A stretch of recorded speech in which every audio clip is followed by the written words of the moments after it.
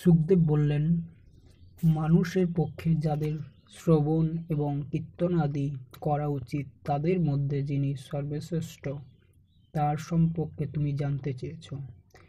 এ অতি উত্তম প্রশ্ন, কারণ এর দ্বারা লোকের কল্যাণ হবে। হে মহারাজ, যারা আত্মাতত্ত্ববোধ অর্থাৎ নিজের স্বরূপ জানে না এবং স্ত্রী পুত্রাদিতে অনুরক্ত গৃহমোদী হয়, তাদের মঙ্গলের জন্যে হাজার হাজার শুনবার মতো বিষয় আছে। তাদের রাত কাটে স্ত্রী সমাগমে, দিন কাটে অর্থ উপার্জনে এবং কুটুম্বের ভরণ পোষণে। নিজের সৈন্যর মতো দেহ স্ত্রী পুত্রাদি চিরস্থায়ী হয়, জেনেও তাতে আসক্ত থাকে তারা। তারা অবশ্যম্ভাবী মৃত্যুকে অবলম্বন করে না। হে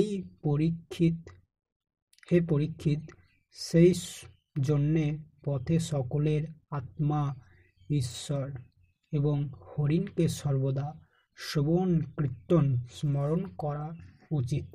আত্মজ্ঞান, অষ্টাঙ্গ যোগ, নিজ বন ও আশুবিহিত ধর্মের অনুষ্ঠানের দ্বারাই মনুষ্য জন্মের লাভ ফল পাওয়া যায়। মরণের সময়ে নারায়ণের স্মরণ হলে শ্রেষ্ঠ ফল। এই ভগবৎ পুরাণ সকল বেদের সমকক্ষ। দ্বাপরের শেষ ভাগে পিতা বেদব্যাসের কাছে আমি তা অধ্যয়ন করেছি।